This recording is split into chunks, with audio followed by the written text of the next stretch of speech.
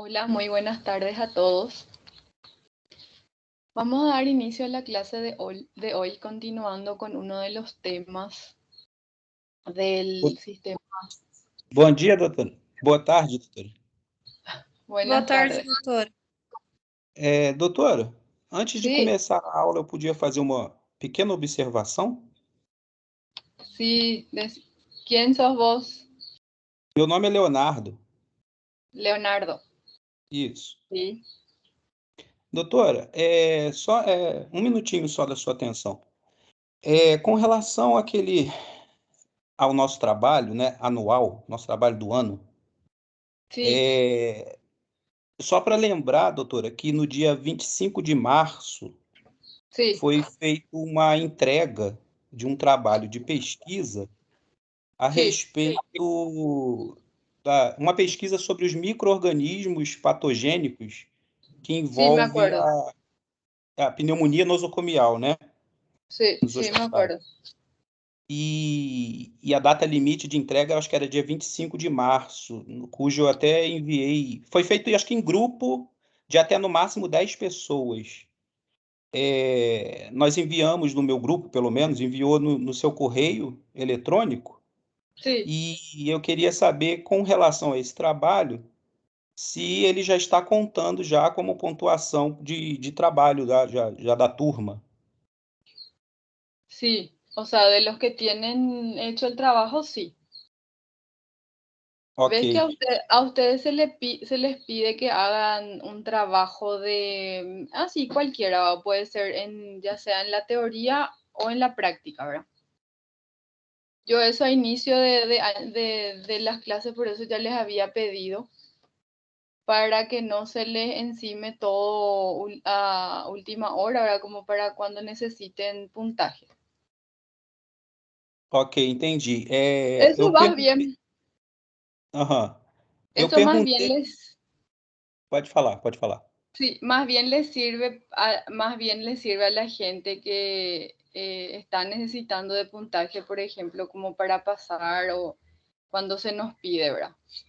O sea, que es una ayuda como para que ustedes tengan ese puntaje, ¿verdad? Porque muchas E- veces para alcanzar el porcentaje final, ¿verdad? Cosa que no creo que pase, ¿verdad? Porque todos están rindiendo la mayoría de las veces muy bien su parcial.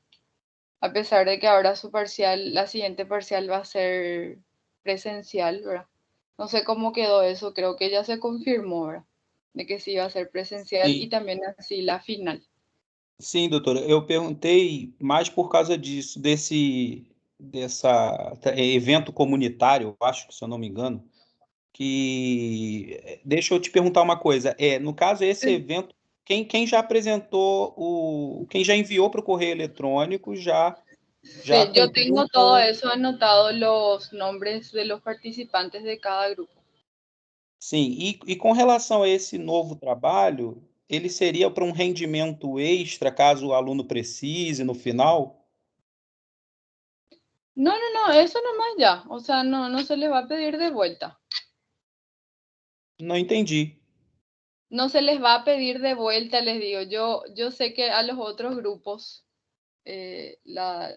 del otro grupo, por ejemplo, la doctora le estuvo pidiendo ya que hagan o algo con relación a la teoría o también con sus grupos de práctica, ¿verdad? Pero en este caso yo no les voy a pedir eso a ustedes. Ah, tá. Então nós, no caso da medicina interna 2, a gente não vai ser exigido Voy a esse mirar un novo poco trabalho. bien la lista de los que no hicieron, sí van a tener que hacer, ¿verdad? Obviamente. Ah, tá. Então, só para o pessoal entender, quem não fez no início do ano, Sí, teria essa nova oportunidade agora, sí. né? Vamos a ver, o sea, eso ya vamos a ver.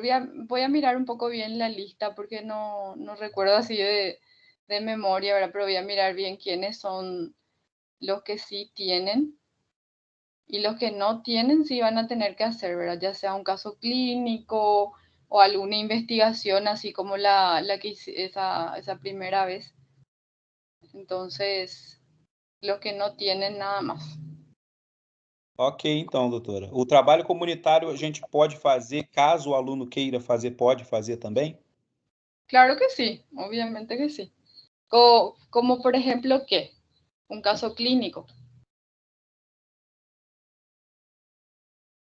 Ok, então, doutora. Muito obrigado, tá?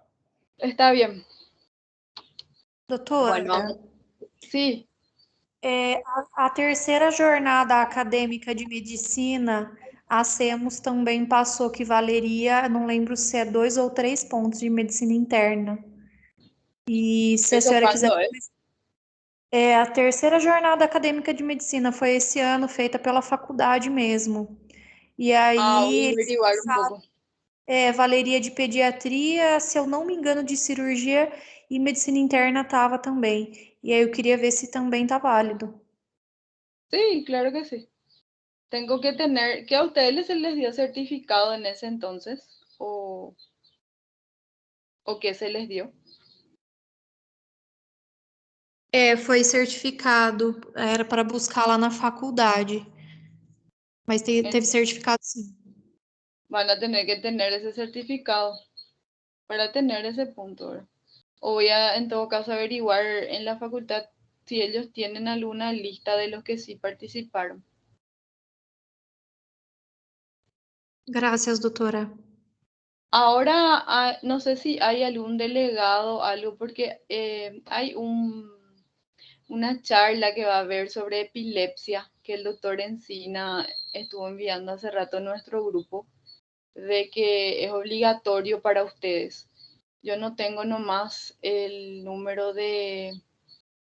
Voy a ver si tengo el número de la delegada del curso de ustedes, como para enviarle y que ella pueda reenviar a su grupo para que participen, Doutora, porque creo que es esta semana. Voy a mirar bien la fecha. eu sou delegada do A. Se a senhora quiser anotar meu número, eu já passo para a senhora. El 13 de octubre, o sea, hay una serie de fechas, ¿verdad? Pero el doctor dijo que sí, es obligatorio para ustedes.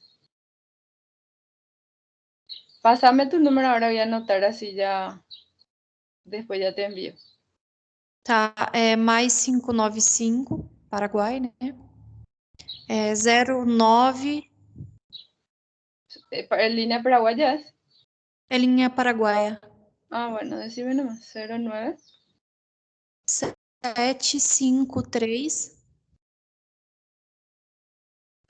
¿Sí? 97653 4479.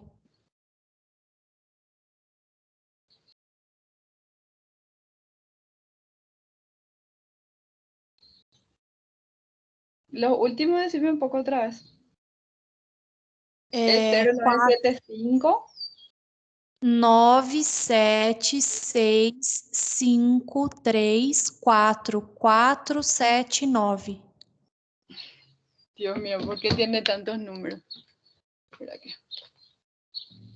Ese 0975 es el prefijo. Quer que eu passe no chat, doutora? Sí, por favor. Bueno, voy a anotar eso después, ¿sí? ¿Está bien? Entonces, así para que esta semana vean con respecto a sus horarios y puedan participar, porque creo que hay que inscribirse. No pude mirar bien exactamente todavía, pero ahí le va a llegar la propaganda al grupo después. Bueno, iniciando entonces nuestra clase del día de hoy.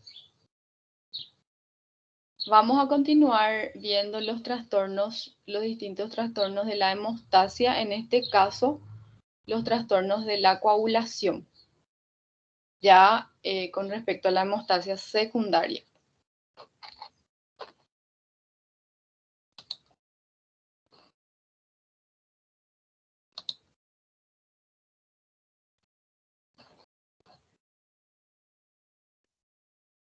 Cualquier cosa les pido disculpas por si se vuelva a trabar, porque hace rato antes de entrar estuve teniendo problemas otra vez con mi internet.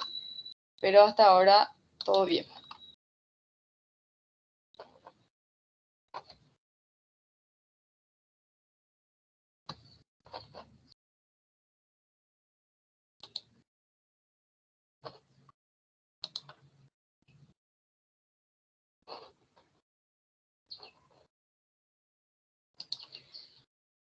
Bueno, vemos entonces que con respecto a la hemostasia secundaria, en este caso lo que vemos es la activación de la cascada de la coagulación y con eso finalizando en la producción de la malla de fibrina. En este caso intervienen los distintos factores de la coagulación para ya la posterior formación de la malla de fibrina. Vemos entonces que durante un sangrado intervienen primeramente la hemostasia primaria con las plaquetas y los vasos sanguíneos, y ya en la hemostasia secundaria se activan los distintos factores de la coagulación para la posterior formación de la malla de fibrina. Aquí, como vemos en la cascada de la coagulación, ya sea de la vía intrínseca, la vía extrínseca, también la vía común, intervienen los distintos factores de la coagulación. Aquí, como punto importante a tener en cuenta, los factores de la coagulación vitamina K dependientes, que serían el factor 2, el factor 7, 9 y el factor 10. Todos ellos ya sea de la vía intrínseca, de la vía extrínseca o también de la vía común. Vemos que entre los exámenes laboratoriales, ya más dirigido a la hemostasia secundaria, vemos que para la vía intrínseca tenemos el TTPA, el tiempo parcial de tromboplastina activada, cuyo valor normal es hasta 30 segundos. Ya en la vía extrínseca, el tiempo de protrombina y el INR. El tiempo de protrombina lo normal sería de 14 segundos y el INR lo normal de 1 a 2. Eso es un valor estándar. Esto en realidad ya en pacientes, utilizamos más bien el INR en pacientes anticoagulados ya para distintas patologías, pero aquí el valor normal es importante tener en cuenta.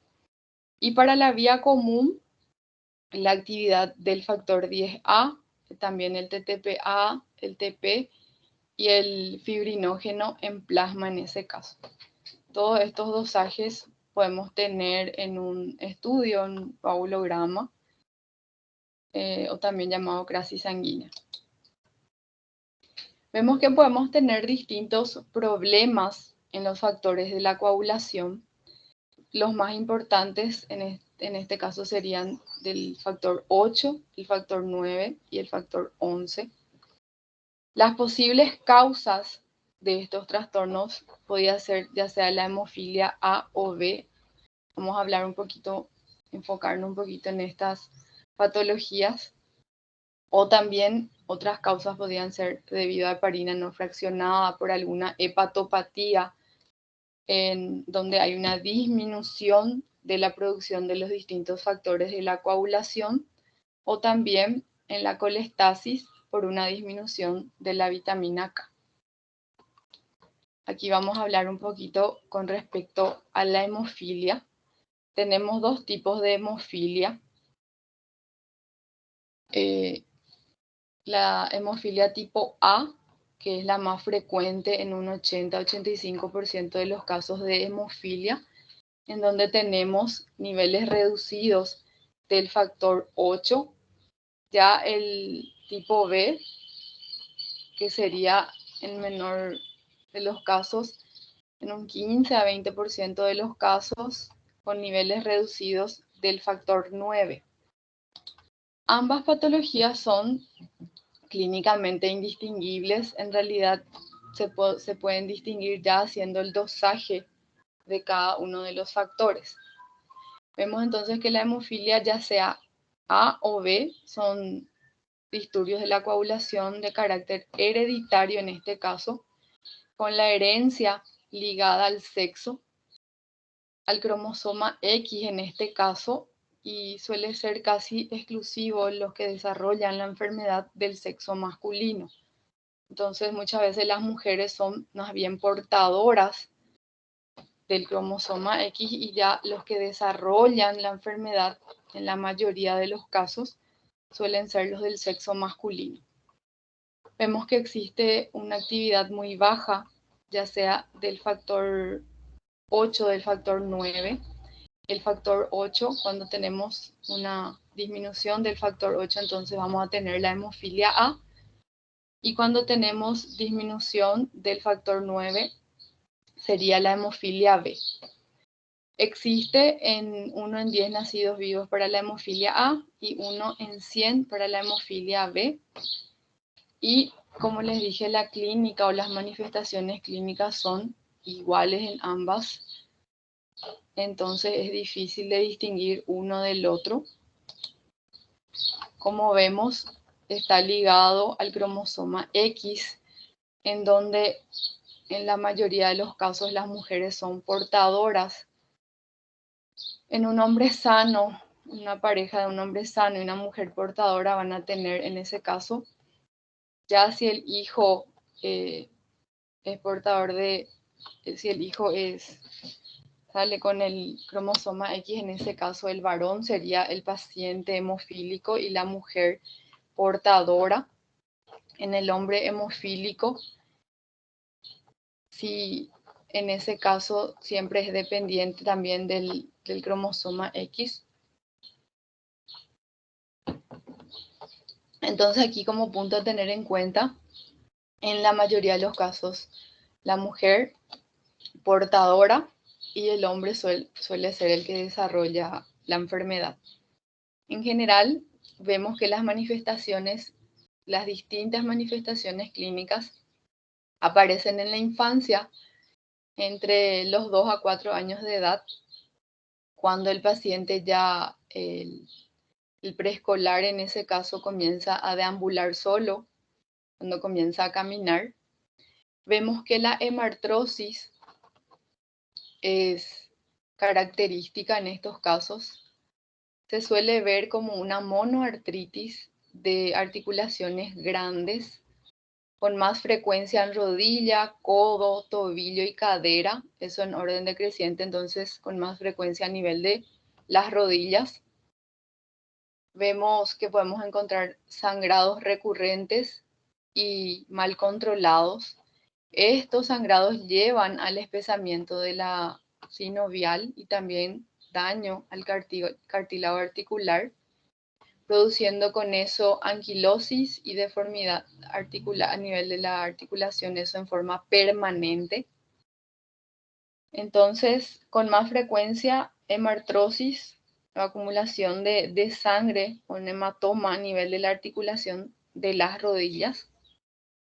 También podemos encontrar hematomas intramusculares que pueden ocurrir con compresión de nervios periféricos y causar un síndrome compartimental. El síndrome compartimental sería ya cuando hay isquemia importante en el miembro.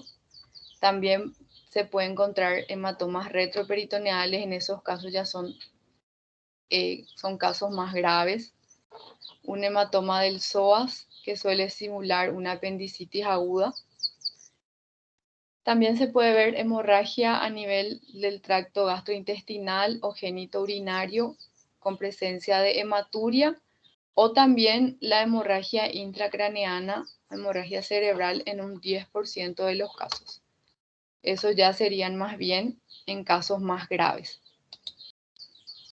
Entonces, con más frecuencia, como vemos en la imagen, la hemartrosis se suele localizar a nivel de las articulaciones de las rodillas, causando posteriormente, ya con el paso del tiempo, deformidad. Vemos que el hematoma orofaríngeo es un evento bastante temido, ya que eso puede conducir a la obstrucción de vías aéreas y posteriormente puede llegar al óbito por asfixia, por el aumento importante del hematoma en dicha localización. También podemos encontrar pseudotumores en músculos esqueléticos, a nivel de huesos largos, pelvis.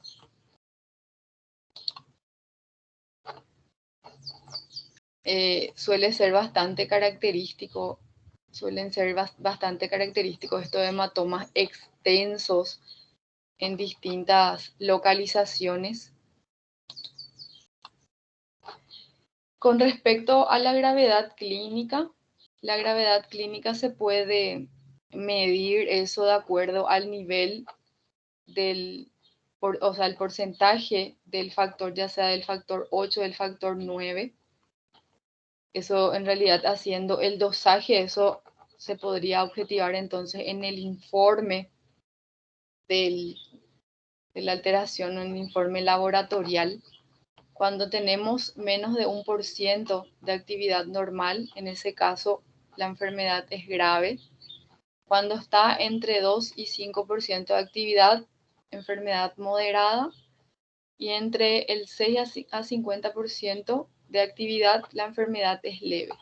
Entonces, siempre al solicitar el dosaje ya sea del factor 8 o del factor 9, se informa de esa manera, como para que podamos estadificar la gravedad clínica en ese caso.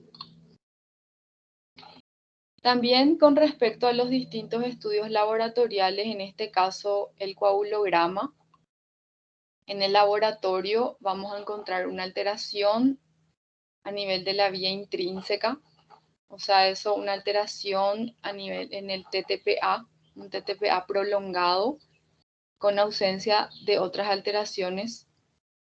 El tiempo de coagulación también puede alterarse, suele ser mucho menos fidedigno, pero sí lo característico, entonces, el TTPA prolongado, y se confirma más bien con los niveles séricos y el porcentaje de actividad de los distintos factores, ya sea del factor 8 o del factor 9.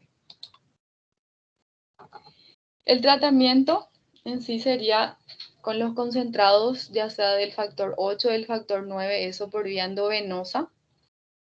Eso obviamente que sí se dispone de dichos factores.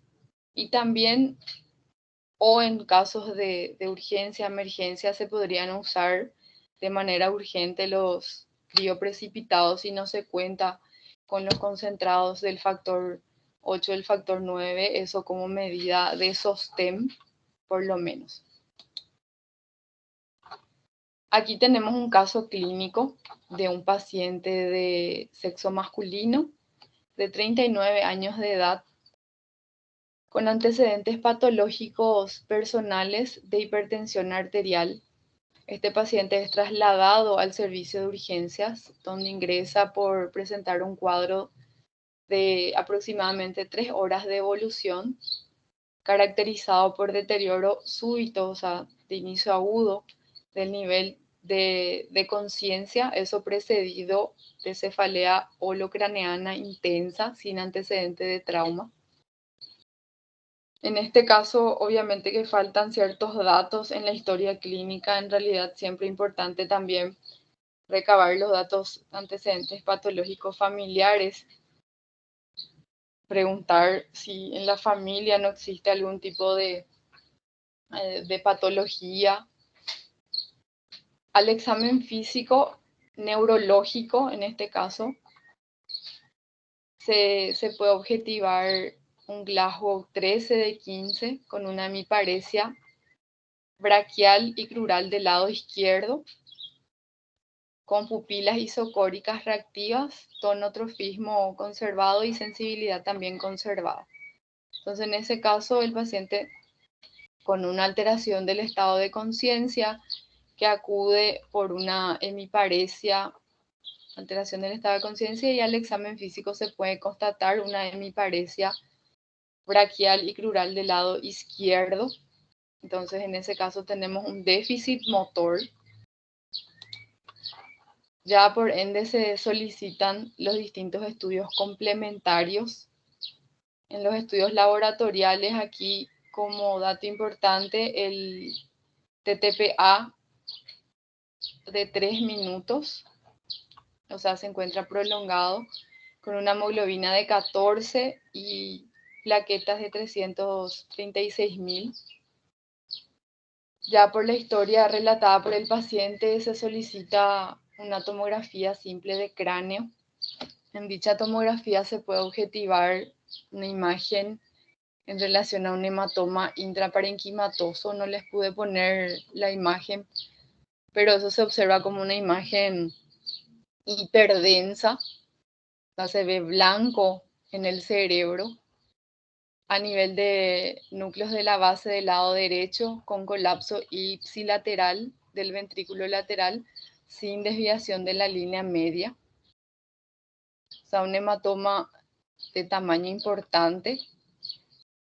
Ya por lo encontrado en los estudios laboratoriales, se le solicita al paciente dosaje del factor 8 por prolongación del tiempo parcial de tromboplastina activada, obteniéndose como resultado 27% de actividad. Entonces, con eso, un diagnóstico de hemofilia A leve. Por ende, ya se inicia terapia de restitución con el concentrado plasmático del factor 8, con el objetivo de elevar el nivel del factor al 100%, eso por 7 días, acorde a las distintas guías para el tratamiento. Se le administra la dosis del factor 8 de 3.500 unidades cada 12 horas, eso por vía endovenosa. Posteriormente, el paciente es valorado por neurocirugía, se indica cranectomía descompresiva, que tenía criterio de cranectomía descompresiva por el tamaño en sí del hematoma. Se realiza dicho procedimiento sin complicaciones, con control óptimo del sangrado en el intraoperatorio y también con requerimiento de soporte transfusional con una unidad de glóbulos rojos concentrados. Ya posteriormente se mantiene el nivel del factor al 100% durante 7 días, luego se disminuye la dosis para mantener el nivel del factor al 50%, eso durante 21 días. Durante ese periodo el paciente no presentó ningún resangrado ni tampoco volvió a presentar deterioro neurológico. Los datos laboratoriales reportaron el tiempo parcial de tromboplastina en rangos normales. Ya posteriormente, en el manejo multidisciplinario con el servicio de neurología, el paciente fue recibiendo profilaxis secundaria, eso durante 6 meses, con dosis de concentrado plasmático del factor 8, eso 2.500 unidades 3 veces por semana, y también se realizó tratamiento de rehabilitación con fisioterapia por la hemiparesia izquierda secuelar que presentó el paciente.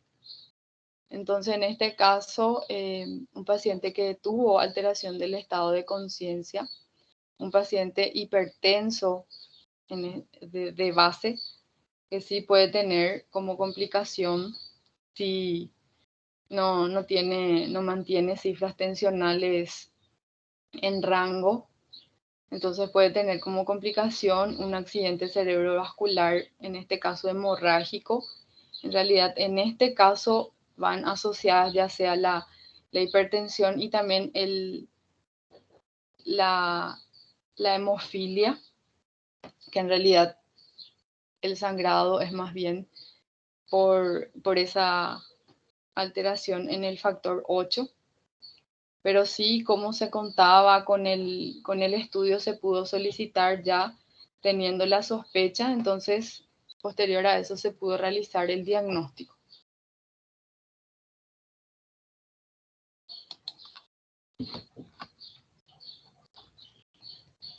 Aquí en la historia anterior también, como punto importante, siempre es importante preguntar sobre la historia familiar, porque muchas veces pueden haber hermanos en la misma familia con la misma patología.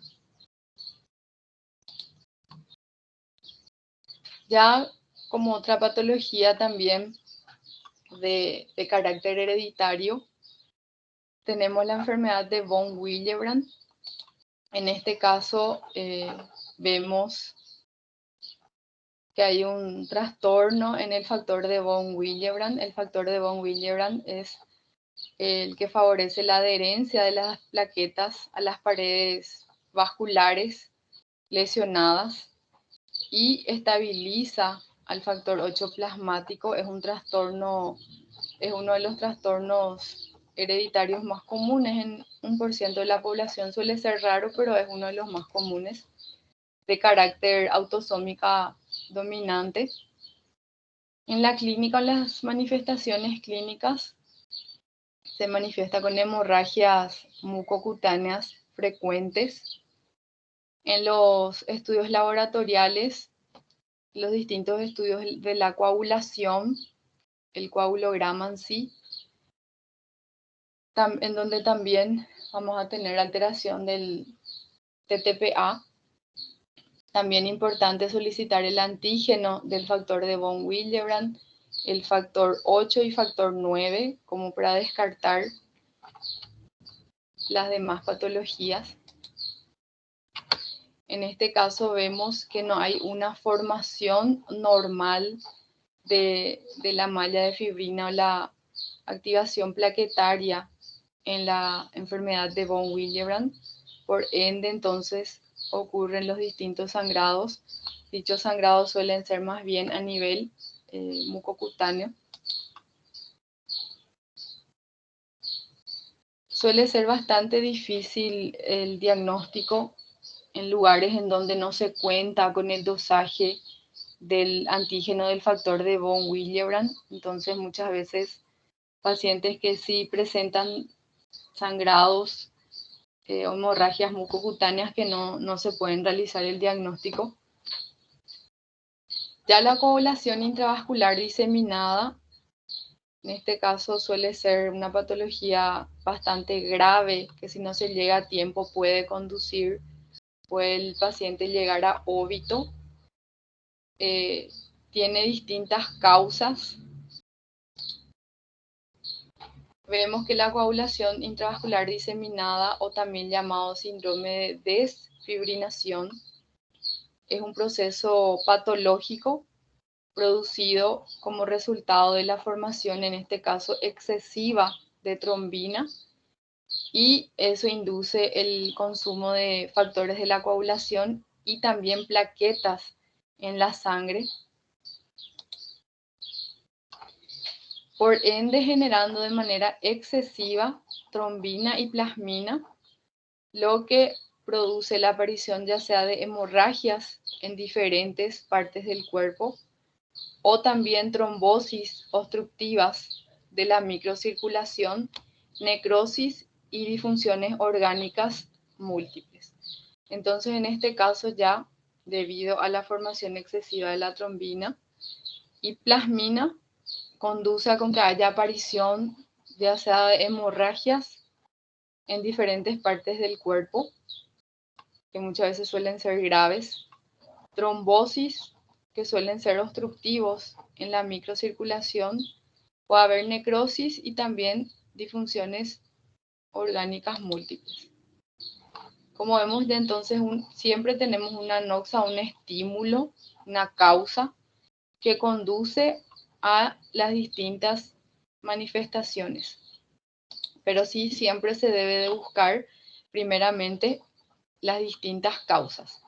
Podemos tener las distintas causas de un cuadro agudo o también ya de un cuadro crónico, como una infección con respecto al cuadro agudo, ya sea por distintos gérmenes, gram negativos, gram positivos, virus, hongos, también las complicaciones obstétricas, como un desprendimiento de placenta, embolismo, sepsis, aborto inducido, que posteriormente conducen a la coagulación intravascular diseminada. Algunas neoplasias hematológicas, como una leucemia, la leucemia mieloide aguda, la leucemia linfocítica aguda. Un daño tisular, como un traumatismo severo, las quemaduras o golpe de calor también. Ya como causas más crónicas, distintas neoplasias, también entre las complicaciones obstétricas, el síndrome del feto muerto retenido, que sí en la mayoría de los casos suele causar una coagulación intravascular diseminada. Entonces, en ese caso, hacer el diagnóstico primeramente de eso como para poder tener posteriormente una sospecha que estamos ante una coagulación vascular diseminada. La coagulación intravascular localizada, que suele ser bastante raro, o también por una hepatopatía avanzada en la esteatosis hepática del embarazo. Suelen ser más frecuentes las causas agudas, como causas infecciosas en cuadros sépticos, o también por complicaciones obstétricas, un daño tisular como un traumatismo severo, quemaduras y golpe de calor. Esos suelen ser más frecuentes. Con respecto a las distintas manifestaciones clínicas, primeramente hemorragias, ya sean hemorragias cutáneo-mucosas generalizadas o hemorragia posterior a una incisión quirúrgica, heridas, colocación de algún catéter o lugar de punción vascular. Entonces eso por un lado. También trombosis con una púrpura fulminante, agrocianosis periférica en la microcirculación, gangrena de las extremidades. Lo más frecuente de ver suelen ser sangrados, ese sangrado mayor que incluye el tracto gastrointestinal, el aparato respiratorio y también el sistema nervioso central, que en esos casos suelen ser bastante graves. En un 64 a 87% de los casos. También los fenómenos tromboembólicos, una lesión renal aguda, disfunción hepática.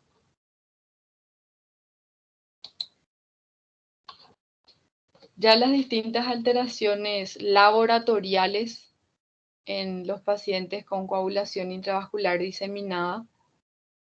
Primeramente la trombocitopenia, descenso brusco de las plaquetas, elevación del dímero D, prolongación en este caso del TP y el TTPA, disminución del fibrinógeno y la alteración de los eritrocitos, que serían la esquistocitosis en sangre periférica, eso más bien en un frotis de sangre periférica, pero ya con un hemograma o un coagulograma podemos tener bastante datos importantes en estos casos.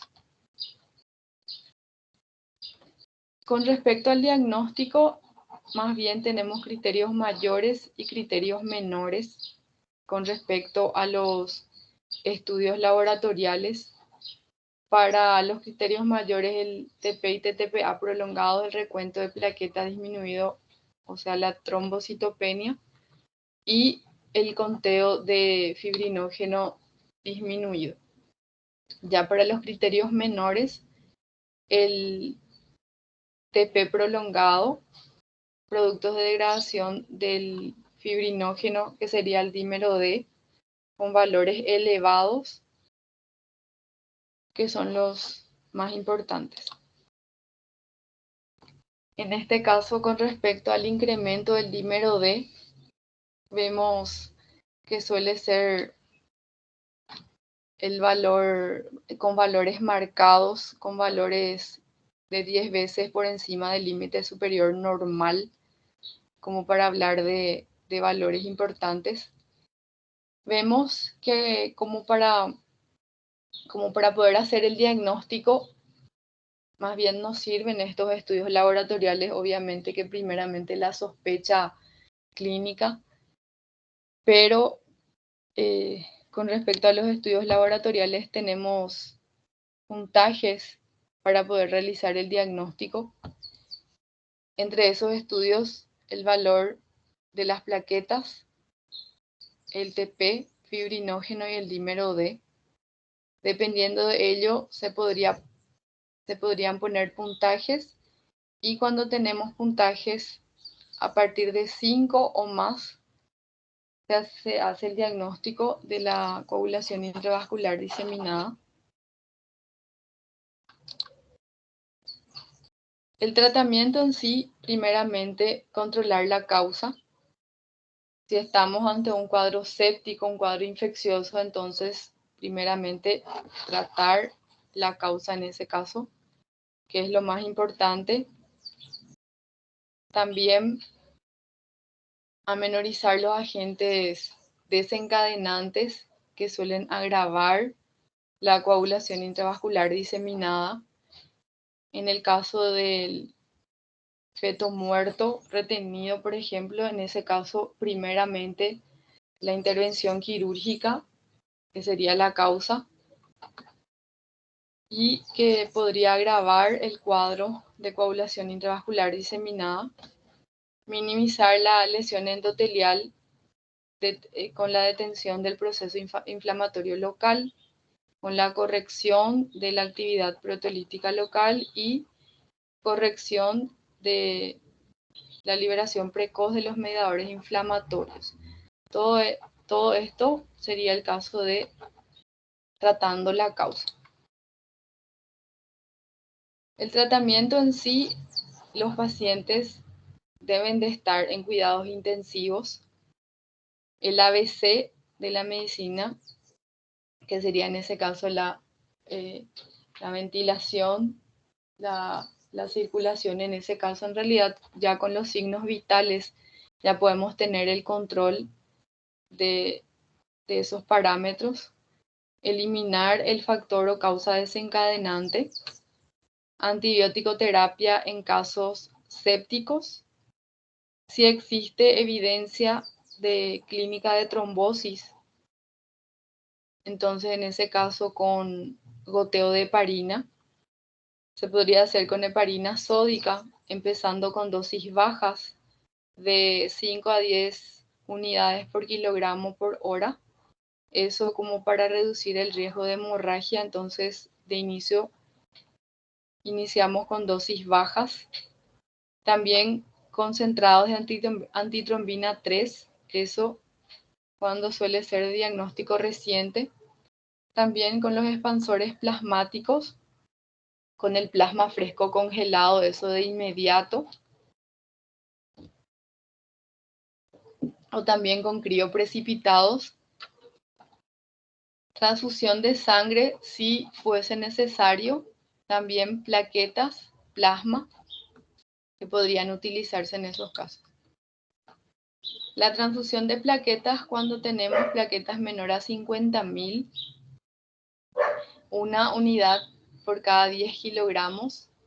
También el concentrado de fibrinógeno, que no siempre suele haber, sino más bien el plasma fresco congelado. En hemorragia activa, cuando tenemos entonces hemorragia activa, menos de 100 miligramos por decilitro de fibrinógeno o 10 ml por kilogramo de plasma fresco congelado.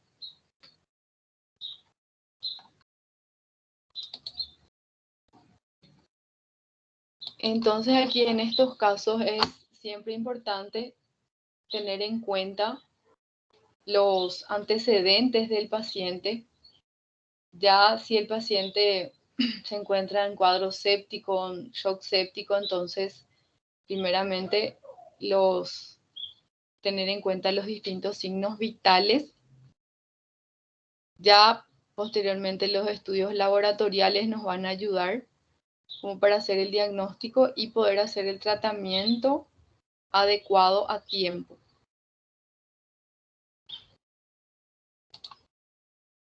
¿Tienen alguna pregunta con respecto, ya sea con respecto a las hemofilias y la coagulación intravascular diseminada?